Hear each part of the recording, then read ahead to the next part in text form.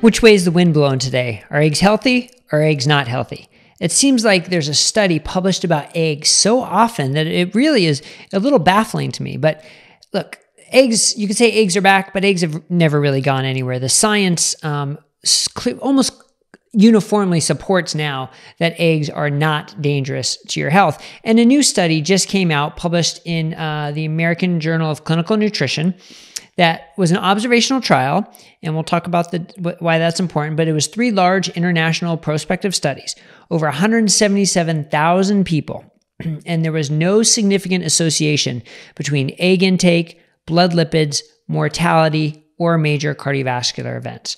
And that was for people who ate greater than 7 eggs per week compared to those who ate less than 1 egg per week. Now, does this prove eggs are healthy? Does this prove eggs benefit you? No, that's not what this study was looking at, right? This was an observational trial, which has confounding variables, can have a healthy user bias.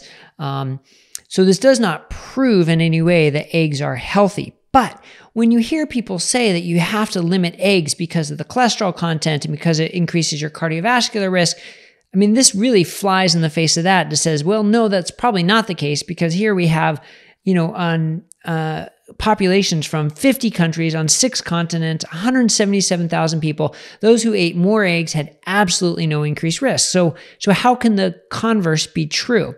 It certainly seems much less likely. So, the evidence behind eggs being dangerous just doesn't hold up anymore. We have plenty of evidence, and this is one more piece of evidence that we can enjoy eggs. We don't have to worry about the dietary cholesterol. We don't have to worry about the dietary fat, and they're a great source of protein and vitamins. So why wouldn't you? So one more example of how we really have to pay attention to what the science says versus what is sort of dogma and what is passed down. Data over dogma, like I've said in other videos, and like Dr. Ted Eaton has sort of popularized on his tweets.